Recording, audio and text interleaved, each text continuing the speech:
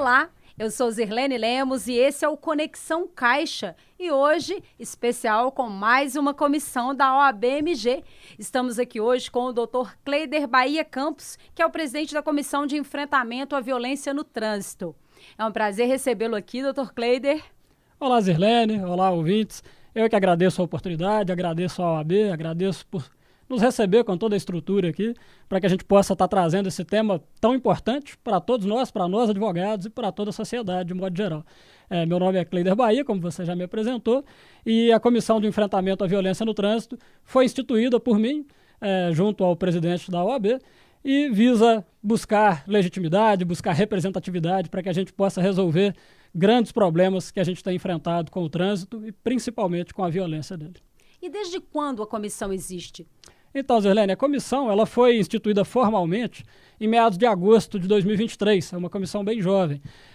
Todavia, o trabalho da comissão ele começou mais ou menos em abril também de 2023, motivado por um grave acidente que vitimou fatalmente um ciclista que trafegava pela BR-356, próximo ali do BH Shopping, e ele foi vítima fatal de um motorista que dirigia embriagado. Então, cansado de ver essas cenas lamentáveis quase que diariamente, eu comecei a procurar autoridades e, diante da negativa de alguma delas, ou da falta de resposta, da falta de respaldo dessas autoridades que deveriam nos receber e nos representar, eu senti a falta da OAB nesse debate.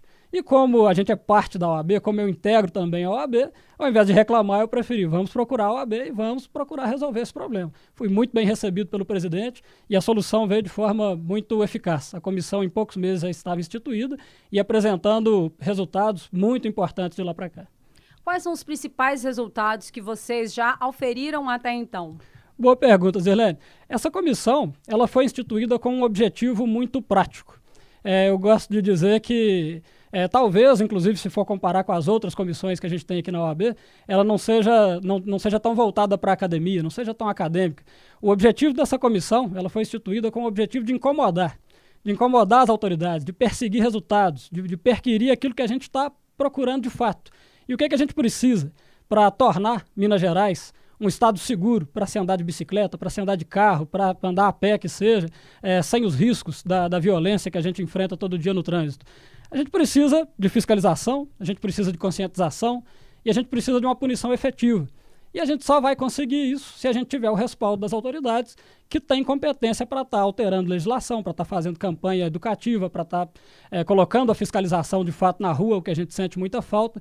Então, o resultado mais efetivo que essa comissão teve até hoje foi exatamente da gente ter a representatividade e a legitimidade de poder bater na porta de um deputado federal e ser muito bem atendido, de poder bater na porta do gabinete do governador se for preciso e ser muito bem atendido.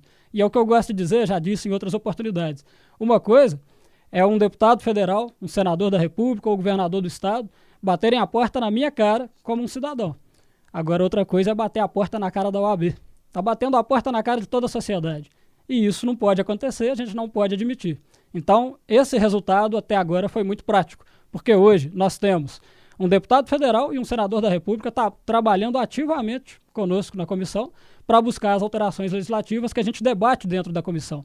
Então, hoje, por exemplo, eu enviei proposições de alteração legislativa para alterar Código de Trânsito, para alterar a Lei Seca, para alterar o Código Penal e até uma proposta de emenda à Constituição com todo o respaldo de um deputado federal, da assessoria jurídica dele, e isso também vai ser remetido a um senador da República.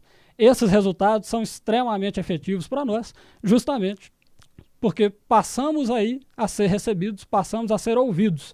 Agora, o ciclista, o motorista, aquele que quer andar de acordo com a lei de trânsito, ele tem uma voz ativa no Senado, ele tem uma voz ativa na Câmara Federal, e essa voz ela é representada pela advocacia, especialmente pela Comissão de Enfrentamento à Violência no Trânsito, que é, inclusive, diga-se de passagem, pioneira no Brasil, porque é a única comissão voltada para o enfrentamento à violência no trânsito e a única com uma coordenadoria especial de apoio ao ciclista no Brasil.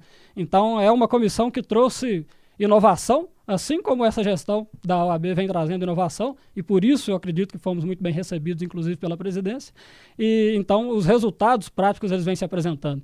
Claro que o resultado prático mesmo vai ser quando a gente começar a ter, de fato, as alterações legislativas. Mas hoje a gente já consegue, inclusive, perceber uma maior presença da Polícia Militar nas ruas, um aumento de fiscalização, blitz de trânsito, tem aumentado nos últimos meses, isso é perceptível, o motorista belo-horizontino deve estar percebendo isso, o motorista mineiro deve estar percebendo isso. Tivemos muito recentemente o Carnaval, né, um movimento muito grande de pessoas, né, e também de ciclistas nas ruas, aproveitando esse feriado, né? Exatamente. E se você perceber esse aumento da fiscalização, você vai ver que também é um resultado prático daquilo que a gente vem perquirindo das autoridades.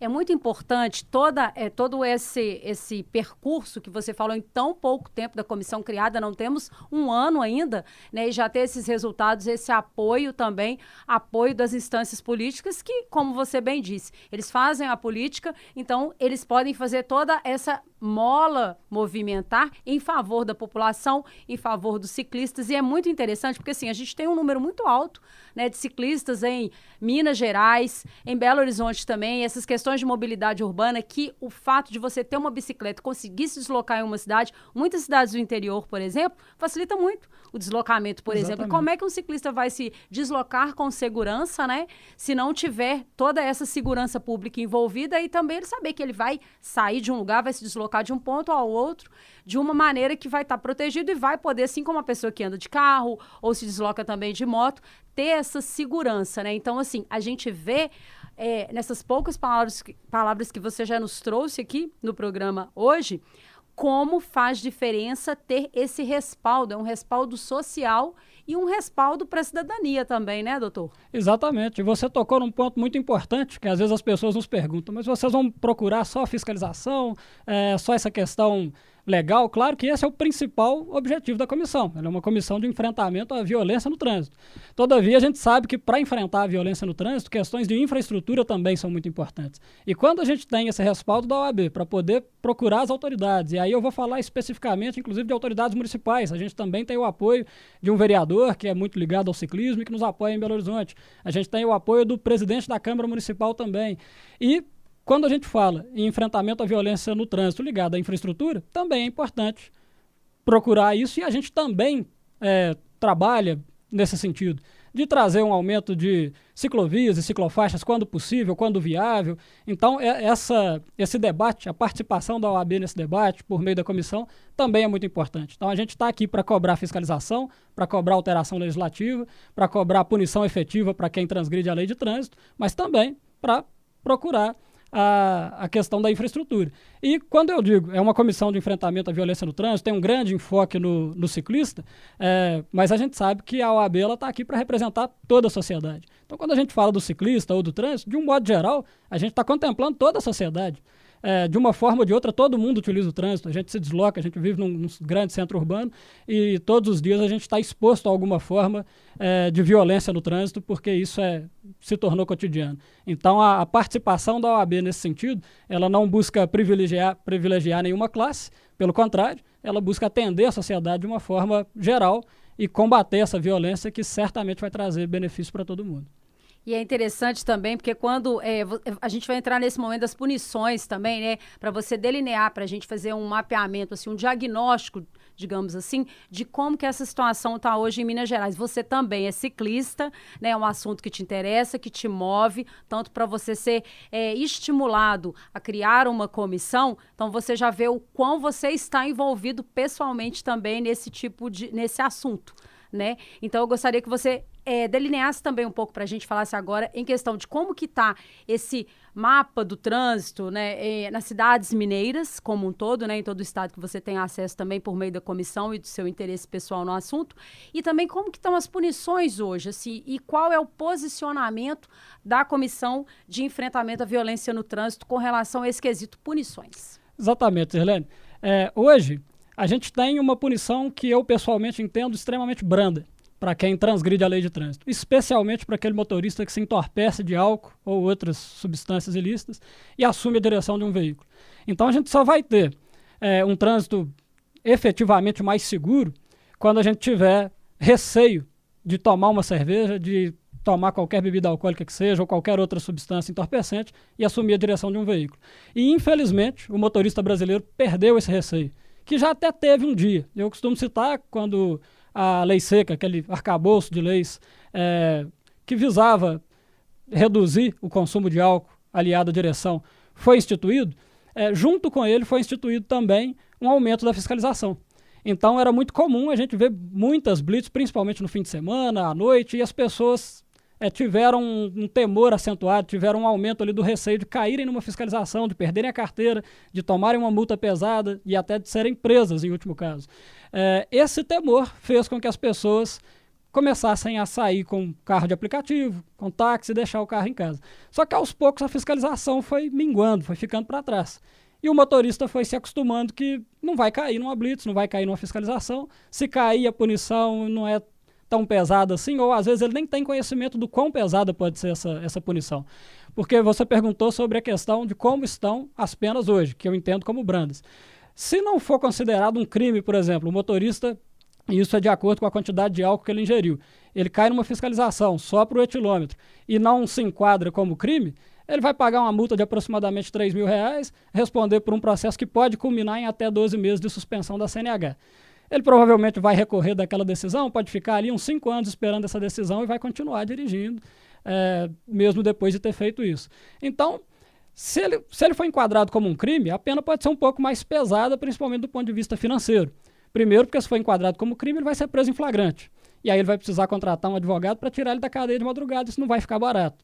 Com fiança e outras penalidades, ele vai ter um custo alto e às vezes as pessoas nem têm noção disso, que se cair numa fiscalização da lei seca, ela vai gastar 30, 40 mil reais numa noite para se ver livre daquele problema. Para algumas pessoas mais privilegiadas, isso pode não ser um grande problema e a gente sabe que isso, para a sociedade, é um grande problema. Porque às vezes a pessoa tem condição de se livrar daquilo, ela mensura o risco. Se eu cair, eu vou perder 30 mil reais, não tem problema, eu sei que não tem fiscalização para começar. Segundo, se eu cair, eu suporto, eu aguento pagar. Então esse também é um problema. Só que mesmo essas pessoas mais privilegiadas, elas não estariam dispostas a assumir um risco desse se elas tivessem certeza que de 10 vezes que elas saíssem embriagadas, 5 elas cairiam no blitz. Então se essa certeza tiver na cabeça das pessoas, da sociedade de um modo geral, certamente a gente vai ter uma redução. Eu até cito, por exemplo, um senador da República que está nos ajudando com essas questões, que foi jornalista de uma grande rádio aqui de Belo Horizonte. Ele costumava dizer que a gente precisa de 3 fatores para poder coibir esse tipo de situação. E ele citava quais são os 3 fatores: fiscalização, fiscalização e fiscalização. Então ele fazia essa brincadeira e realmente faz muito sentido. Eu vou apenas parafraseá-lo, porque na verdade eu diria fiscalização, conscientização e a punição efetiva. Só que eu concordo com ele no aspecto de que a punição efetiva e a campanha de conscientização sem a fiscalização, ela não surte efeito. Então a gente pode, por exemplo, propor as alterações legislativas como está sendo feito junto ao deputado, junto ao senador, e colocar uma pena pesadíssima. Agora vai ser homicídio doloso, aquele que mata conduzindo um veículo sob efeito de álcool, ou penas até mais pesadas que isso. Mas se não tiver fiscalização, não adianta. Ineficiente, né? Não tem eficiência. Então a pena é pesada, mas o que adianta se eu não for apreendido, se eu não for apanhado ali cometendo aquela infração?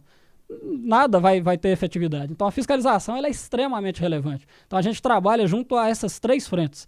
A campanha educativa, a gente já perquiriu isso junto a órgãos de trânsito, a BH Trans, a Transcom, e com relação a essas questões de fiscalização, a gente busca junto ao comando da Polícia Militar, junto a autoridades, a vereadores, deputados estaduais, que têm nos ajudado com isso também, e a gente tem que trabalhar em todas essas frentes. Não adianta apenas a gente querer mudar a lei sem conferir à lei efetividade.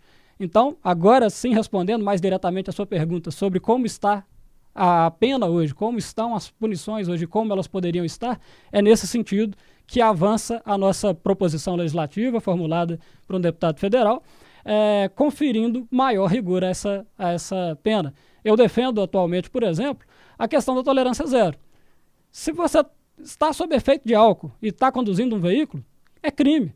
Não dá para separar as coisas para ser, em parte, uma infração administrativa que vai resultar apenas em uma multa de R$3.000 e, em parte, um crime. Se você está dirigindo sob efeito de álcool, é crime. Então essa é uma das alterações que a gente defende no CTB para que seja conferido maior rigor a esse tipo de situação. E uma outra questão que é até um pouco polêmica, que certamente vai envolver um problema maior na tramitação dessa lei, vai envolver uma discussão maior, vai precisar da análise de especialistas de forma mais criteriosa, isso já foi debatido entre nós da comissão, que é equiparando esse crime a outros crimes, a uma penalidade que já é trazida pelo Código Penal, como pena de restrição de direito, que é a perda do bem utilizado naquela infração em favor do Estado. Então, foi apanhado dirigindo bêbado, o seu carro está apreendido e você perdeu o seu veículo para o Estado. Claro que vai ter um processo por trás disso, mas sendo bem prático como funcionaria a lei, seria mais ou menos nesse sentido. É mais uma das proposições legislativas que a gente fez. Isso teria que ser feito através de proposta de emenda constitucional, e isso também está sendo tratado pelo deputado e pelo senador, que já foram provocados no sentido de analisar a viabilidade desse pleito. Entre outras proposições. Em 2023, por exemplo, um deputado federal do Distrito Federal propôs a alteração da pena, na verdade, para que se torne crime doloso aquele que pratica o ato sob efeito de álcool dirigindo. Então, cometeu um crime dirigindo, estava embriagado, homicídio doloso e não mais homicídio culposo, como traz o Código de Trânsito. Então, a gente já tem projetos de lei nesse sentido. Tem esse que tramita desde 2023 e tem outros até mais antigos. A gente provocou também os deputados e senadores, tem um deles dando especial atenção para esse caso, para que isso também seja tratado, também é uma das nossas intenções, um dos nossos objetivos, e, se for o caso, que se aproveite o projeto anterior, que se cobre andamento, vamos colocar esse projeto para rodar, para ser aprovado o quanto antes, então também é uma das medidas. Então é nesse sentido que a gente trabalha e que a gente quer conferir maior rigor. Vamos tornar o homicídio na condução de veículo para um motorista embriagado como homicídio doloso, perda do bem, aumento da pena pecuniária, aumento da pena de restrição de direitos, e porque essas medidas, elas visam desestimular que a pessoa se entorpeça de álcool e assuma a direção do veículo. A ideia não é encher presídio, a ideia não é arrecadar dinheiro com pena pecuniária, não é tomar carro de ninguém. A ideia é que a pena seja pesada ao ponto de que a pessoa fique desestimulada de beber e dirigir. A ideia é que a pessoa tenha na cabeça dela: se eu sair com o meu carro depois de ter bebido, eu vou acabar com a minha vida. Eu vou perder meu carro, eu vou perder minha carteira, eu vou perder meu passaporte. Também são penas, ideias que também surgem aí que a gente está tratando, que já tem no âmbito civil, da execução civil, a perda de passaporte, a perda de CNH, e também inclusive para a justiça eleitoral mesmo, né? Uma das punições quando você não vota reiteradamente é a perda do passaporte. Exatamente. Então a gente quer trazer também essas penas restritivas de direito para aquele motorista que se entorpece de álcool e assume a direção de um carro. E a gente precisa realmente trazer maior rigor.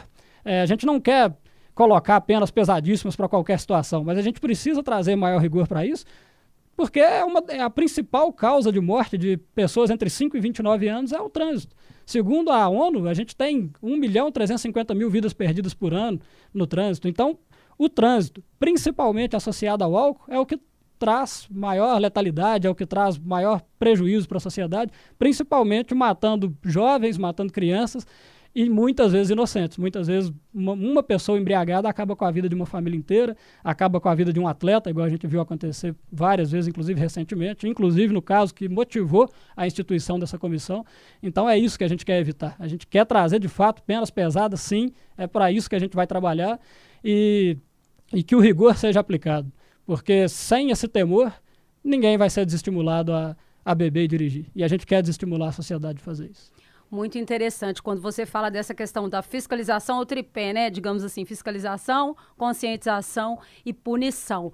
Mas esse assunto, ele é bastante polêmico também, e você atribui essa polêmica a quê, exatamente? Se a gente puder explicar também para os nossos ouvintes. Porque também quando se fala, fiscalização, aí deixa a coisa um pouco frouxa a partir do momento que ela inicia muito bem, mas depois ela não desenvolve pelo ano inteiro, todos os meses do ano. Às vezes há bastante fiscalização em períodos de feriado, como a gente já citou aqui, né? Mas depois a coisa esmorece um pouco, digamos assim, até talvez pela própria força das instâncias governamentais em manter essa fiscalização ao longo, né, do ano inteiro. Mas no caso desse tipo de polêmica, assim, até para a questão das pessoas também, como que a sociedade recepciona isso? Infelizmente, a gente tem rejeição quando a gente trata do aumento da pena de trânsito, da lei de trânsito, especificamente. Quando a gente fala que vai aumentar a fiscalização, a sociedade tende a temer blitz, a temer fiscalização de trânsito. E a gente não entende por quê, porque quem não deve, não teme. Você vai ser abordado numa fiscalização de trânsito, vai apresentar seus documentos, está tudo certo, você vai ser liberado. É assim que funciona. Então, a fiscalização de trânsito, ela tem que existir, o fator surpresa tem que existir, e a sociedade, às vezes, rejeita isso, e rejeita a questão de tolerância zero também, trazendo exemplo de outros países que, às vezes, têm uma pequena tolerância. E aí, até para citar esses paradigmas, de fato, alguns outros países, às vezes, até têm uma tolerância mínima. Só que a punição ela é aplicada com tanto rigor, caso aconteça alguma coisa, que a pessoa de fato é desestimulada a não beber nada, nem chegar perto de álcool quando ela vai assumir a direção de um carro. Então tem uma pequena tolerância, às vezes até tem em alguns outros países. Porém, quando a pessoa é pega sob efeito de álcool dirigindo, ela realmente vai sofrer uma punição que ninguém desejaria sofrer. Então, a gente, independente dessa rejeição, a gente não está aqui para buscar a aprovação da sociedade, a gente está aí para defender a sociedade, ainda que ela não perceba que isso faz bem para ela. Então a gente vai continuar buscando isso, e a gente sabe que quando tem rejeição, quando é polêmico, acaba tendo também certa resistência na aprovação dessas leis na Câmara Federal, no Senado, porque a gente sabe que políticos trabalham com aprovação pública, e quando há rejeição, às vezes é complicado você conseguir um número expressivo de votos. Ainda que tenha alguém com coragem para ir lá e ser combativo nesse sentido, você precisa de uma votação expressiva para fazer alteração de proposta de emenda à Constituição, para fazer alteração de lei ordinária, você precisa de expressivo número de parlamentares. Então, a rejeição nesse sentido é preocupante. Então, é claro que a gente tem que fazer adaptações de forma que a sociedade possa receber aquilo bem, de forma que os políticos possam receber aquilo bem, e é nesse sentido que a gente vai trabalhar. Conferir o maior rigor que a gente possa conferir dentro da maior razoabilidade que a gente possa oferecer àquela legislação. A ideia é essa. Muito interessante, né? A questão da conscientização que você falou anteriormente também vai passar por aí. À medida que a sociedade se conscientiza da importância dessa mudança, ela vai aderir, né? Exatamente. Não só pelo temor de ser apreendido, mas pelo fato de saber que aquilo não é correto. E aí sim, é o ideal, é o mundo ideal que a gente quer chegar, é aquele que a gente nem precisa de uma punição pesada para que a pessoa não beba e vá dirigir. E para citar outros paradigmas, como por exemplo, eu sou ciclista, como você citou, faço parte de vários grupamentos ciclistas de Belo Horizonte, e nesse meio a gente acaba convivendo com a falta de educação de muito motorista, com aquele motorista que passa muito próximo do ciclista com a intenção de derrubá-lo ou apenas de assustá-lo porque ele está na rua, e a gente sabe que o motorista às vezes passa porque ele não queria que o ciclista estivesse ali, ele vê o ciclista como um problema, ele está atrapalhando o trânsito, a gente sempre convive com isso. É comum a gente estar pedalando, por exemplo, na orla da Lagoa da Pampulha, que é um local praticamente destinado à prática de desportiva, e o motorista passa ali de carro num local que ele deveria estar a 30 ou no máximo 40 km por hora, que é a velocidade máxima ali daquela via, ele passa xingando o ciclista, mandando ele ir para a ciclovia, e ele se esquece que naquele local o ciclista pode e deve estar no asfalto. Porque o ciclista que anda em treinamento acima de 30 km por hora, acima de 25 km por hora, ele sequer pode estar na ciclovia. Então a desinformação ela também é preocupante. Então esse é mais um ponto que a gente tem que trabalhar, que é levar informação para as pessoas. E nesse sentido, inclusive, esse tipo de programa, esse tipo de podcast, esse tipo de entrevista é extremamente relevante para levar até as pessoas o conhecimento de que aquele ciclista, por exemplo, pode estar ali, de que como que as coisas funcionam, qual vai ser a punição caso a pessoa seja apanhada em uma fiscalização de trânsito. Então as pessoas têm que ter também a conscientização e o conhecimento de como a legislação funciona, pelo menos o básico, para que a sociedade possa conviver em harmonia, para que os atores do trânsito possam conviver em harmonia. É impossível ter harmonia se todo mundo tiver razão. Então as pessoas têm que entender o direito e as limitações que cada um tem no trânsito para que possa ter um convívio harmonioso. Muito bom. Agora a gente está caminhando para os nossos minutos finais. Eu gostaria de agradecer primeiro a sua participação aqui conosco, foi ótimo. E esse assunto, ele é polêmico, ele dá muito pano para a manga mesmo, né? A gente pode fazer várias outras conversas a respeito disso, e a gente já deixa aqui o convite para a comissão voltar, inclusive com outros membros, também para trazer outros assuntos e para vocês debaterem aqui nos microfones da Rádio CAMG. E vou deixar os microfones abertos para as suas considerações finais, doutor. Muito obrigado, Zirlene. Agradeço a renovação do convite à comissão. Certamente vai ser uma honra, um prazer a gente voltar aqui, trazer novas ideias, novas pessoas para estar debatendo. Inclusive, eu vou aproveitar esse espaço final para convocar você que é advogado, você que está me ouvindo e que tem interesse de trazer melhorias para o trânsito. Se você é ciclista, se você é atleta, ou se você é motorista e está inconformado de ver essas situações, motociclista, seja como for, de ver esses crimes de trânsito que a gente vê todo dia, vem com a gente, vem participar da comissão. A OAB está de portas abertas, a Comissão de Enfrentamento à Violência no Trânsito está de portas abertas, e não adianta a gente ficar aí sentado, esperando e reclamando das instituições, reclamando dos políticos, reclamando da OAB, e não fazer nada. Então vem fazer com a gente, vem fazer acontecer e não só esperar acontecer. É assim que a gente faz justiça, é assim que a gente transforma a sociedade e inova. Então, mais uma vez, agradecer a oportunidade, dizer que a comissão está de portas abertas para os advogados que querem participar, mas também para a sociedade de modo geral, que quer tirar dúvidas, que quer saber como a comissão funciona. Vai ser sempre um prazer esclarecer e levar informação para todo mundo. Mais uma vez, muito obrigado. E tem rede social que você poderia deixar, alguma coisa assim, algum contato? Tá, a comissão ainda não tem a rede social própria. Eu vou deixar o meu Instagram, é @CleiderBahiaADV, cleiderbahia.adv. E a comissão tem um e-mail que a gente vai disponibilizar também para que possa entrar em contato. Mas pela minha rede social vocês podem fazer contato, caso queiram integrar a comissão. Será um prazer recebê-los e trocar ideias para que a gente possa crescer a comissão e trazer efetivos resultados, que o que já está acontecendo com a instituição dessa comissão.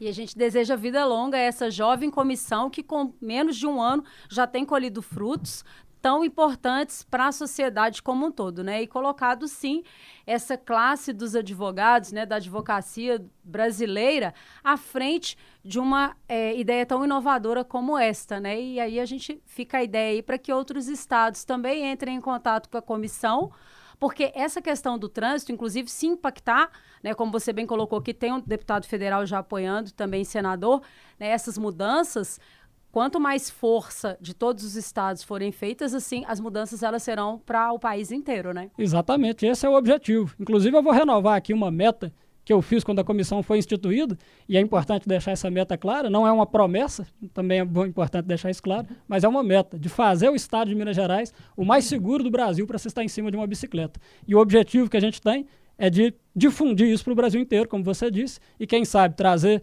outras sessões da Ordem dos Advogados para trabalhar junto com a gente, trazer o Conselho Federal para trabalhar junto com a gente e efetivamente conferir legitimidade para a busca dessas melhorias em todo o Brasil e não só aqui em Minas. E esse foi o Conexão Caixa. A gente mais uma vez agradece aqui a participação do Dr. Cleider Bahia Campos, mais uma vez deixando o nosso convite aqui, os microfones da Rádio CAMG abertos, e até o nosso próximo encontro.